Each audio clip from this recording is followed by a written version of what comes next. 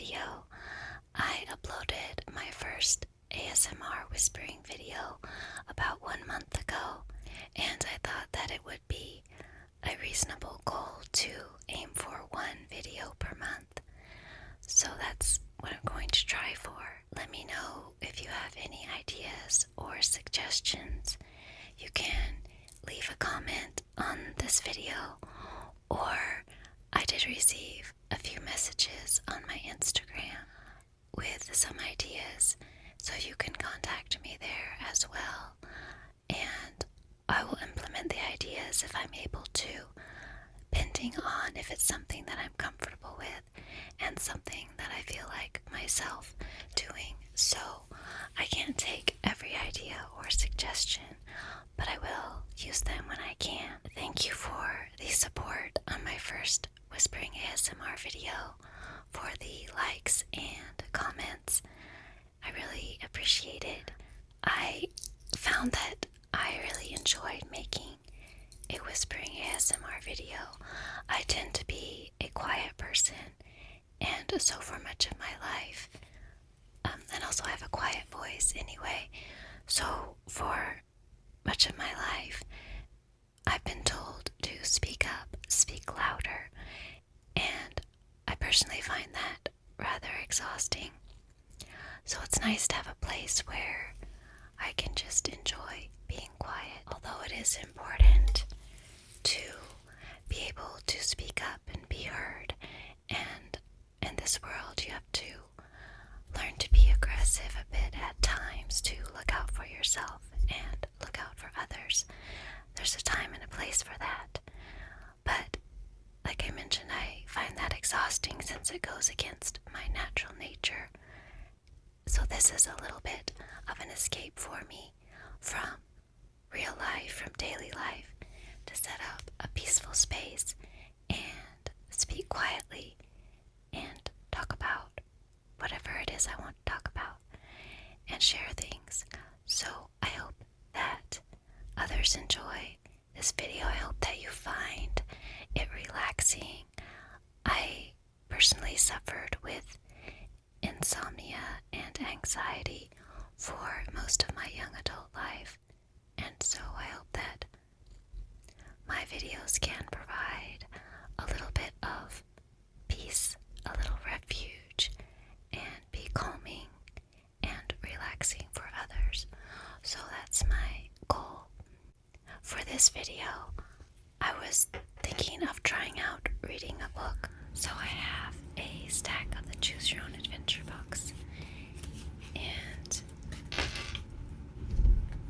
this one is the one on the top, Terror Island. I hope it's not too scary. I used to read these when I was a child.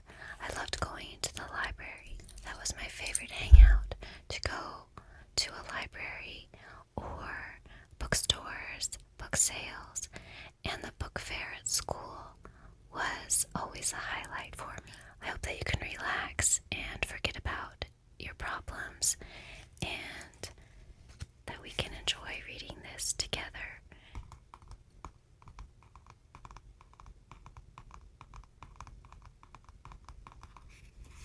This one was printed in August 1986, so this one jumps right into the story.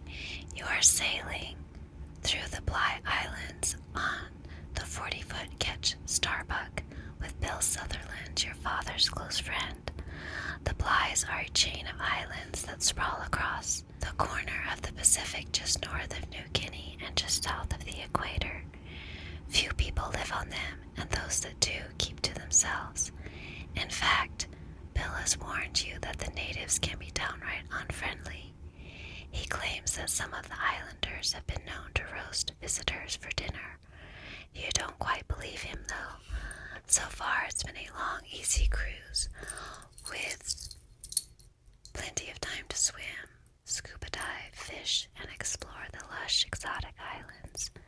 The Starbuck carries an unusual load of electronic gear. Bill has explained that it is needed for safety. Again, you don't really believe him. Both your father and Bill work for a government agency that they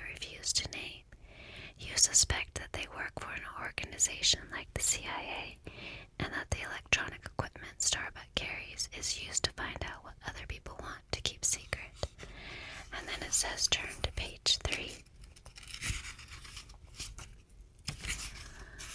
There's a picture on this page.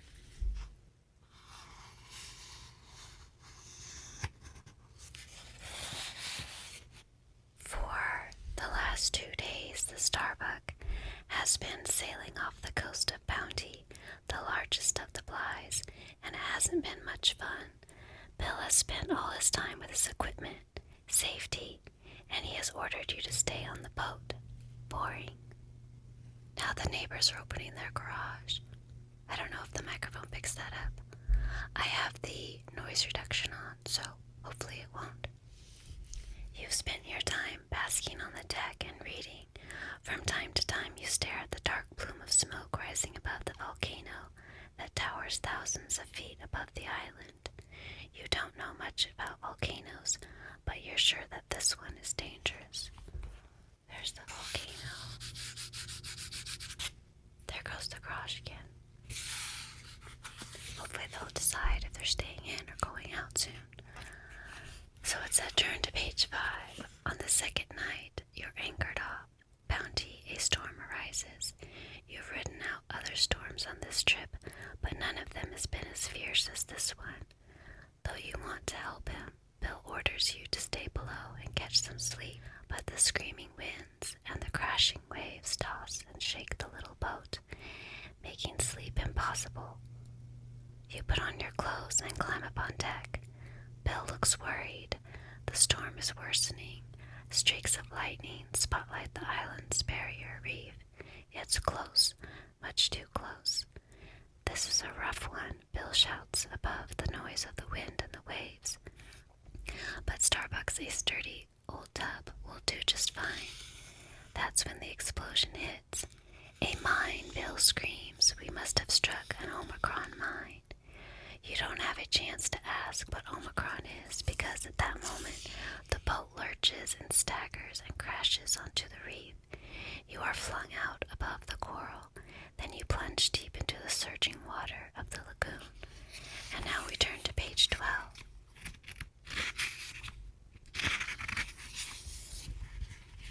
You struggle, fighting your way toward what you hope is the surface. Finally, your hand feels air, your face breaks above the water, and you can breathe. The waves lash your eyes and cheeks, but now you know you have a chance. If only you can find something to hold on to, something that will support you. You swivel your head around. The boat is about 30 feet away, pinned between 2 coral crags, and several hundred yards in the other direction the volcano looms ominously. Then you come upon what you are searching for, a large piece of wood, probably a spar. From the boat, you cling to it, grateful to be floating. Only a few feet away, an arm waves, but very weakly, it's Bill. You kick yourself and the spar over to him, and he grabs at it. He's been hurt and obviously needs help, so you reach over and clutch his shirt. He's losing consciousness, you can tell, but he still can manage a few chilling words. Stop Omicron, he whispers. They want to take over everything. Remember, stop the Omicron masters. Then he's unconscious. You look around again. You can probably make it to the boat with Bill, you tell yourself. But what if the storm breaks up the Starbuck? Maybe you and Bill should try to make shore. Then again, the shore is a long way off, and Bill isn't going to be doing much swimming. If you try to reach shore, turn to page 30. If you try to swim to the boat, turn to page 18. I wonder which one we should do. Try to reach the shore or try to swim to the boat. I suppose the boat won't be much good if we reach it. So let's try for the shore. Well, let's see if we made the right decision going to shore or not. Somehow or other you reach the shore. Oh good, we made it. More because the waves carry you and Bill there than through your own efforts. There's no beach here, only a high black wall of cliffs. But fortunately the surf drags you into a cave hollowed out by the sea. There's a ledge a couple of feet above the water. You lift Bill first, then yourself onto it. Next, you collapse into sleep. When you wake, it is morning. Lifting your head, you can see blue sky and calm seas outside the cave mouth. Behind you in the dark at the back of the cave, stones rattle. The clatter grows louder. Is it Bill, you wonder? You glance over to where you left him. He's still sleeping. Something shovels toward you along the cave floor. Wild animals. That would be all you need. But it's a man who emerges from the shadows. Bill, you whisper urgently. Wake up. Bill stirs a little. Bill, please. Somebody's coming. At that he opens his eyes and looks alert. But when he tries to sit up, he winces. Nuts, he mutters. Omicron is onto us already. You turn to face the stranger, who is only a few feet away now. He's an immense-bellied, flabby-faced man in an old, rumpled gray suit, a wide-brimmed hat of more or less the same color, a white shirt stained with grease, and an unknotted tie. He wipes at his sweaty face with a handkerchief that's almost as big as a bath towel. Bill groans as he recognizes the man. Oh no, Viktorov. Evidently he's met Viktorov before. Now it says to turn to page 62.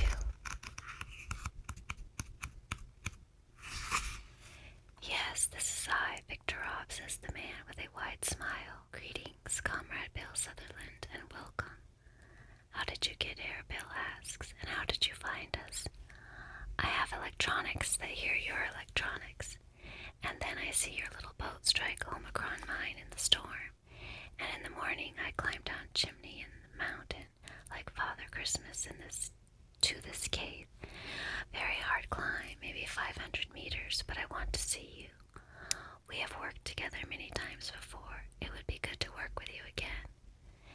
Viktorov, Bill says, you know that's not true. We've worked against each other many times before. It's true, Viktorov says sadly, with a little flutter of his hands. But now we must work together, Comrade Bill, for the sake of both our peoples, okay? Keep talking. Okay, but first please introduce your companion.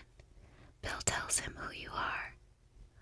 Ah, good, Viktorov says warmly. I am honored. I know well your father. We have worked together often. Bill gives him a cold look. So you are here on this island for looking at Omicron.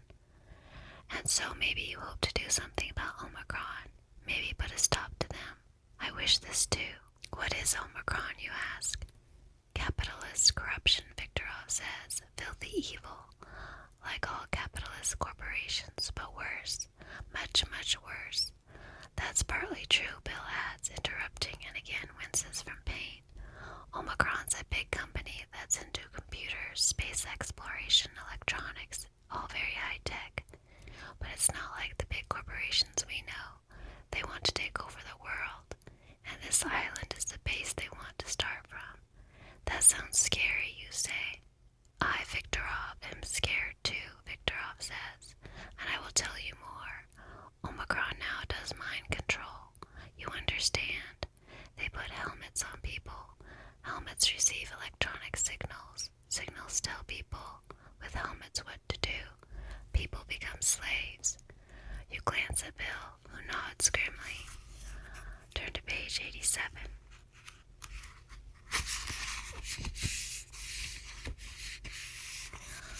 Omicron also does genetic engineering. Viktorov continues. They change genes and DNA, make new creatures. Some of them are monsters. Omicron puts helmets on some of these. They make slave armies of animals and monsters. It's terrible. You help me, Comrade Bill. We'll stop them together. I have a way to attack Marcus, leader of the Omicron Masters, where he is weak. Come with me, Comrade Bill. Afraid I can't, he says. You can see he is in great pain. Something is very wrong with my hip, he continues, and some other things are out of whack, too. I'll live, but I'm not of much use. I understand, Viktorov says sadly. Tell me about this man, Marcus, Bill says. We know nothing at all about him. We know no more. Very mysterious guy is this one. Very suspicious. It is so very unhappy that you are wounded, he says to Bill. You are one of the best. But then he brightens and points at you. Comrade, me, you say. You will come with me. You look at Bill, but he does not look back. His pain seems to be all he is aware of. Maybe you should go with Victorov. On the other hand, it might make more sense to stay and take care of Bill than find out what his plans are. If you decide to work with Victorov, turn to page 14. If you decide to stay with Bill, turn to page 24. I don't know. Probably should go with Victorov. But then again, Bill needs to be taken care of. I think maybe stay with Bill and see what happens there.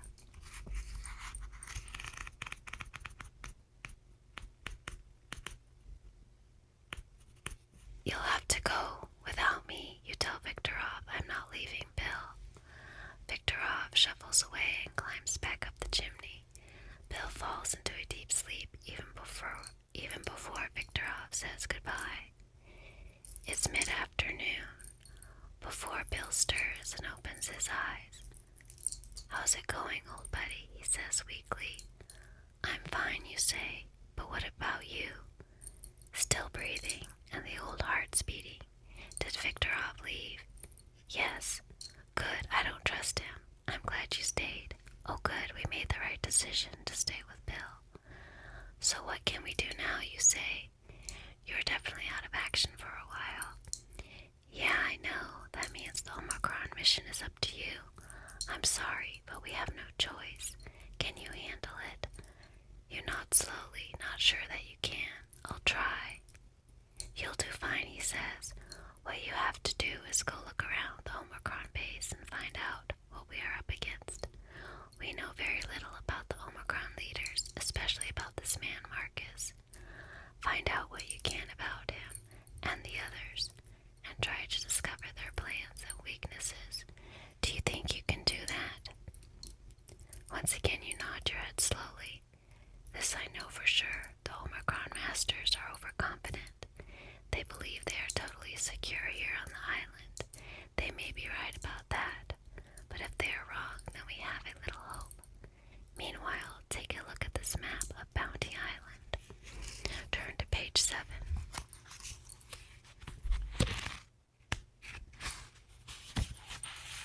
So, there's the map of Bounty Island.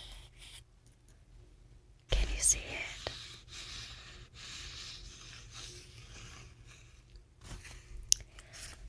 After you've studied the map, Bill insists you begin your search.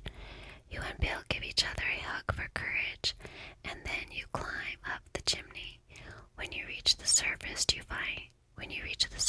find yourself in a rocky wasteland. You head east, and soon you're in the tropical rainforest that covers most of the island. The map shows a faint path that should lead you to the Omicron base. You search for the path, and before long you find it. Unfortunately, you also discover that the path is patrolled. A pair of helmeted Omicron slaves is coming up the path toward you, and smashing through the jungle behind them is something you never thought you'd find outside the pages of a book. Half a dozen tigers. Tigers. Not the usual kind, which would be bad enough, but the saber-toothed kind. The kind that are supposed to be extinct. Neither the slaves nor their monstrous companions appear to have seen you. You wonder if you can hide until they go away, but maybe it would be safer to make a quiet dash for it. If you decide to hide, turn to page 97. If it seems like a better idea to run away, turn to page 20. I think it might be best to hide, because the tigers will probably see us if we run. You scramble. Oh, there's a picture I'll show you in a minute, because it gives away what happens next. You scramble under a large, leafy bush. hoping you are safely hidden.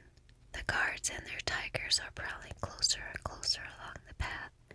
They are certainly after somebody, but you can't believe that they know about you. Then they are past. Just to be on the safe side, you wait for over 20 minutes before you set off again. Then you begin your hike through the jungle once more. Suddenly something grabs your ankle. You look down to see what it is, but before you manage that, you are jerked 20 feet into the air. You hang upside down, twisting and turning, feeling a bit queasy in the middle. You hear a very British voice. "Oh my, that won't be necessary. I'll just let you down. You're not the one I expected." You scan the bushes, but the person speaking has not chosen yet to be seen. The ground comes up slowly to meet you. When you are safely on solid earth once more, you quickly loosen the noose that binds your ankle and slip your foot free. A little brown man jumps down from the leaves that were concealing him. "Hello there," he says, smiling. "This is indeed unexpected, but you're a welcome sight. My name is Floyd. I'm sorry for your little adventure in the air, but as I said, I thought you would be someone else. Someone distinctly unpleasant." "Hello," you say, holding out your hand. You tell him your name. Then, curious, you ask, "Whom were you expecting?" And there is the picture.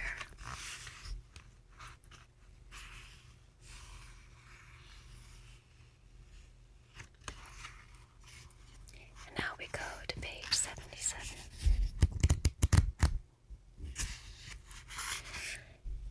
"I was expecting someone in a helmet," Floyd says.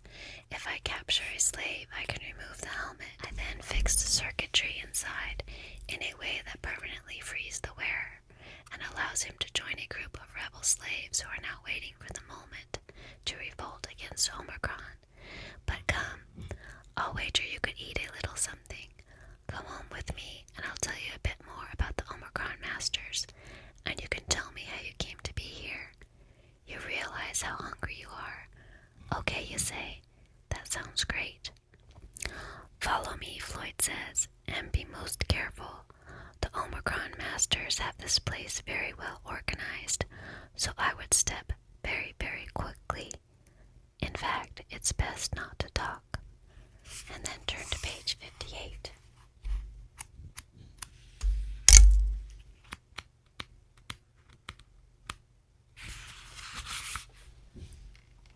The two of you pick your way stealthily through the dense jungle. You figure you've gone about 7 or 8 miles when Floyd raises his hand. "All right," he says. "Here we are. Follow me." He leaps, catches a low branch of a huge towering tree, and pulls himself up. You do the same. Then he points to a series of notches carved into the trunk of the tree. The notches are, in fact, Floyd's ladder, and they are so cleverly carved that you would never have known they were there unless he had pointed them out to you. You climb up after him, more than 150 feet above the ground. Hidden in the tree's vast leafy canopy, Floyd has built a tree house. Not just a single-room cottage, but a mansion of several rooms, each on its own branch, and each connected to the others by ladders or walkways. "This is really nice," you say when he leads you inside his living room. "Yes, isn't it?" Floyd says, "and it is completely hidden from both above and below. The Omicron masters would of course love to find me, and oh my, how hard they have tried." You look around. There are fluffy, comfortable pillows, a few books, and even a cassette deck with Kenny Rogers and Waylon Jennings cassettes scattered next to it. Turn to page 120.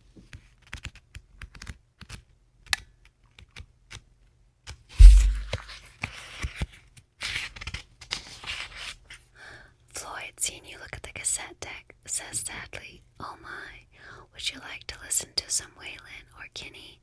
I certainly would. Unhappily, the batteries have died, and I have been unable to obtain new ones. But here, I'm sure you must be starving. Let me find you some food." He scampers up a ladder into the next room and returns in a few minutes bearing a tray loaded with papayas,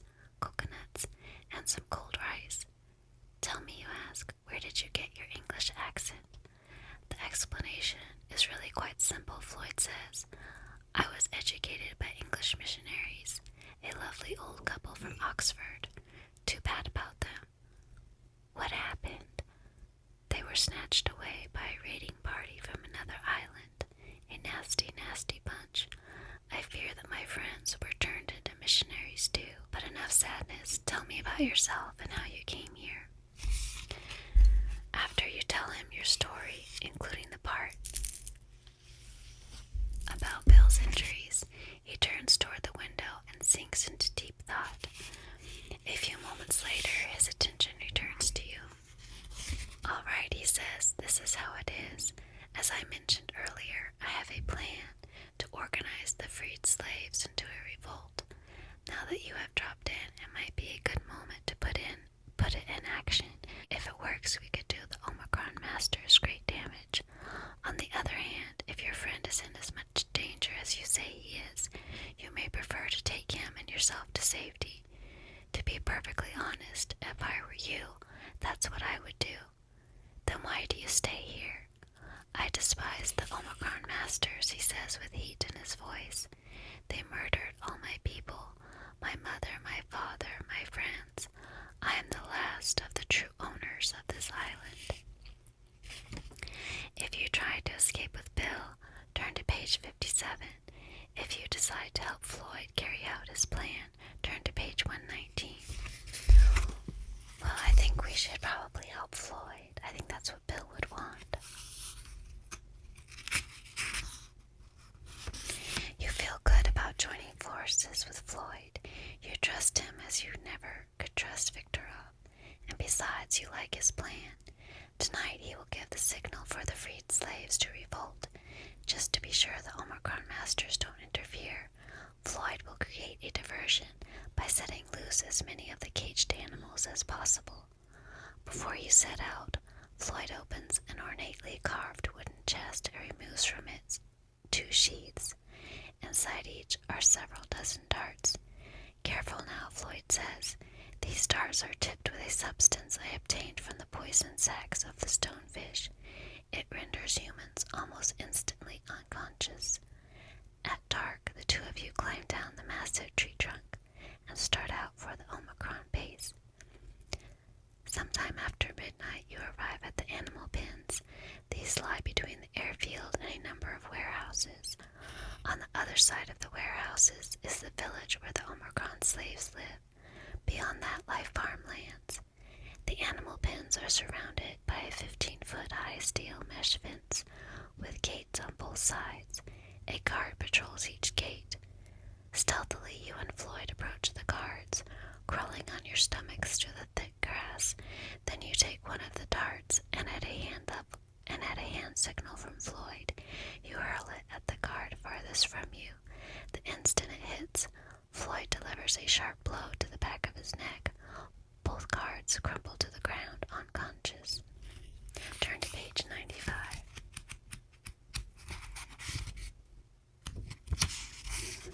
You move swiftly through the gate. Floyd seems as familiar with the animal pens as he is with the rest of the island. In seconds you are standing before a heavily barred gate with a sign that reads, Saber-toothed tigers. Saber-toothed tigers, you exclaim. I met up with those earlier today. Aren't they supposed to be extinct? They were, Floyd says, but Omicron scientists have been fiddling with genes, DNA, and the like, and now we have before us some of the results. Saber-toothed tigers, and quite ferocious they are indeed. You mean Omicron could even make dinosaurs, you ask? They could, Floyd says significantly, but now we have a decision to make. One of us has to contact the rebel slaves. They know me, and they most assuredly don't know you, so they are more likely to trust me. On the other hand, one of us must release the animals, and I have a way with wild creatures. They will obey me. If you decide to contact the rebel slaves, turn to page 65. If instead you elect to stay and free the tigers, turn to page 72. Well, since the rebel slaves know and trust Floyd, I think it's better that he contacts them, and we can release the tigers. Turn to page 72. I'll try my luck with the tigers, you tell Floyd. Floyd says, as he removes a curved piece of metal from a pocket in his kilt. I'll pass the signal to start the revolt to my friends, but first I imagine you'd like instruction in dealing with my wild friends here. Using the curved metal piece, he tinkers with the lock. The next thing you know, the gate is open. Inside is a large space containing dozens of saber-toothed tigers. All but one, fortunately, are asleep. The one who is not, the largest of the group, crouched and ready to spring, opens its mouth to roar a warning to the others. But when Floyd speaks a strange guttural word, "car," the tiger closes its mouth, relaxes, and lies down. Mowgli, Floyd says, and the tiger rolls over and purrs. Floyd moves over to it and scratches its belly. Then he carefully removes the helmet. Like a dog, the tiger licks Floyd's face. Then Floyd turns and faces you. You will have to do the same thing, he says. The big one is their leader, and in some peculiar tigerly fashion, he is grateful to me for freeing him from the helmet. Since you are my friend, he will obey your commands as well. There are 4 commands that you must memorize: attack, roush, retreat, touch, stop, cool, and follow, trap. You nod and he continues. Now I must go, but listen, there is one other thing. You must stay in the pen, let the tigers go. That will trouble the Omicron masters, but you must remain here no matter what happens, okay? There's a drawing of the tigers.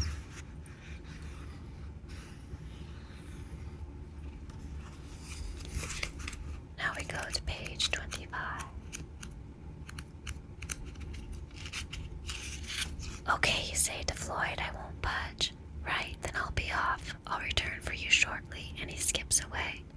You remove the helmets from the tigers. This proves to be surprisingly easy, for the big one watches over you and growls disapproval if one of the others shows signs of attacking you. Just then, the loud wail of an alarm breaks out. Then loudspeakers blare. Attention, intruders, stay where you are. Capture is certain. Should you stay in the pen, as Floyd ordered? Maybe you can lead the tigers against the guards who will soon be showing up.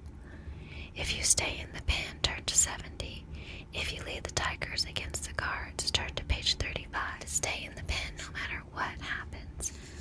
So, he ought to know what he's talking about. So I'll stay and go to page 70. You decide it's best to take Floyd's advice and stay in the pen. You look at the tiger leader and give the command, Roush. Then you point to the gate. He leaps up and bounds out, followed by the others.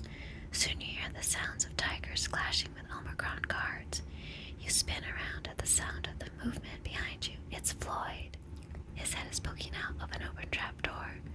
Good, he says, noting that the pen is now empty of tigers. You've done it. Now hurry. I've given the signal, and now we must meet the rebels at the Omicron mansion. You follow Floyd down a ladder into a tunnel. He leads you above ground through another trapdoor. An hour before dawn, you reach the mansion gardens where the rebels lie in wait.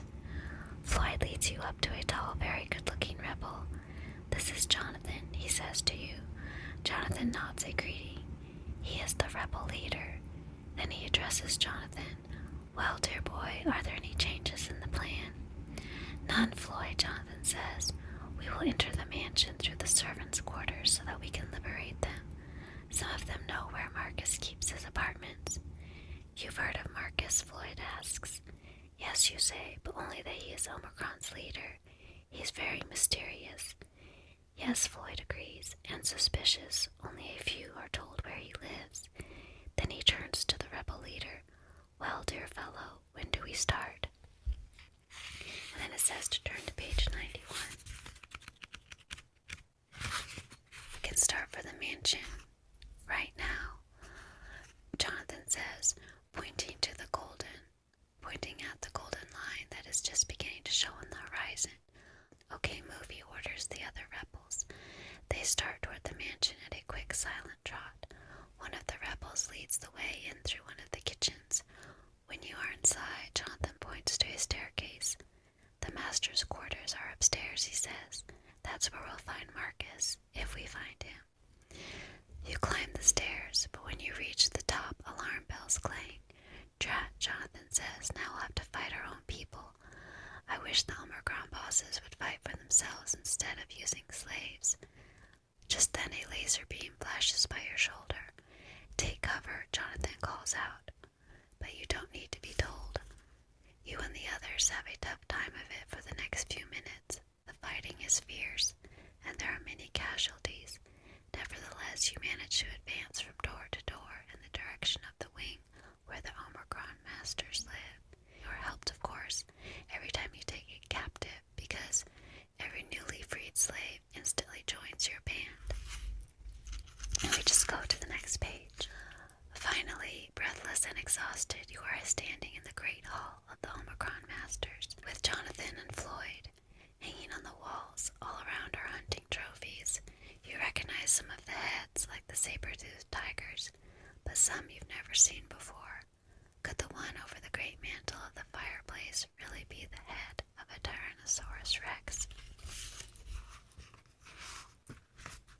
There's the drawings there. There's the T-Rex. And then we just turn to the next page. We have reached our first objective, Floyd says to Jonathan. What's next? Let's take Marcus. Some of the new recruits should be able to show us the way. Good, but what about the vault? Floyd says. The vault, you ask? It contains the records of Omicron. All their secrets are stored there. Somebody should inspect them. You're right, Jonathan agrees. He looks at you. Would you like to inspect the secrets of Omicron, or would you rather join the search for Marcus? If you want to join the search for Marcus, turn to page 103. If you would rather try to inspect the secrets of Omicron, turn to page 98. I don't know. I think maybe it might be good to join the search for Marcus. So we'll turn to page 103.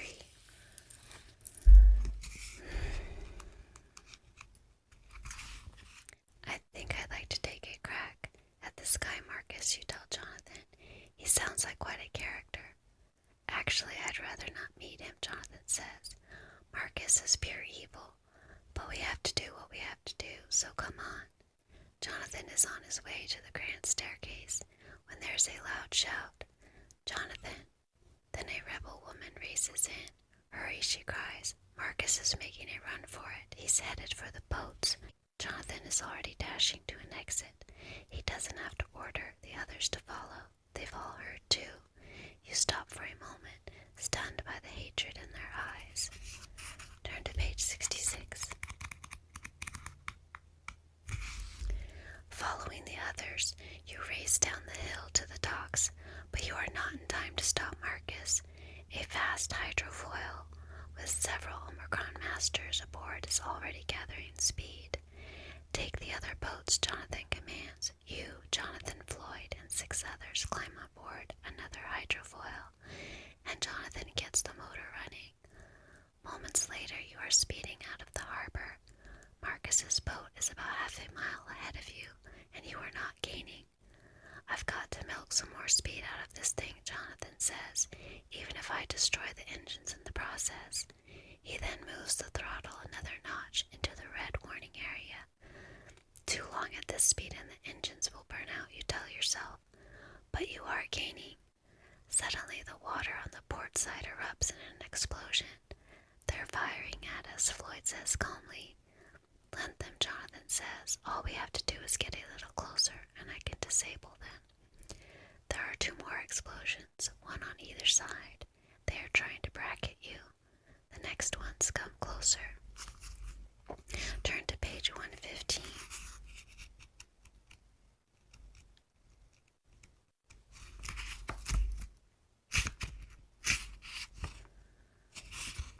Grab the wheel, Jonathan yells at you over the noise. You take the wheel, and Jonathan climbs up to the bow. A device something like a harpoon gun is there. Come on, he screams, only a few feet. He is aiming the gun. Now, there's a spurt of flame from the muzzle, and what looks like a rocket speeds toward Marcus's boat. Trailing behind it is a wire cable attached to your own boat. it strikes Marcus's boat just past midship and bursts through the metal hull as though it were a balsa wood. Gotcha, Jonathan yells in triumph. Throw it into reverse, he yells at you. You yank the transmission lever backward, and then suddenly you are thrown forward, while the overloaded engines hold together. You look at Marcus's boat. It is dragging to a halt. You see 6 other rebel-operated hydrofoils all around you. Suddenly, there's a huge explosion aboard Marcus's boat. He didn't want to be captured, Floyd says. I'd have loved to bring that man to justice. You watch as Marcus's boat sinks. When the last bubbles cease, a great cheer rises up. Omicron's dead. Not long after that, you return to the cave where Bill is recovering from his injuries. Am I glad to see you, Bill says. Are you okay? Couldn't be better, you say. You won't believe this, but we've stopped Omicron. Well, that was a successful ending. I'm glad that we were able to get the job done and that Bill is going to be okay. I hope you enjoyed reading the story together, and I'll look forward to the next time. I'll try to think of something new and different for the next video. I don't know if it'll be reading another story or something else, I'm not sure. Thank you for watching my video and being here with me. Take good care of yourself now, and I'll see you the next time.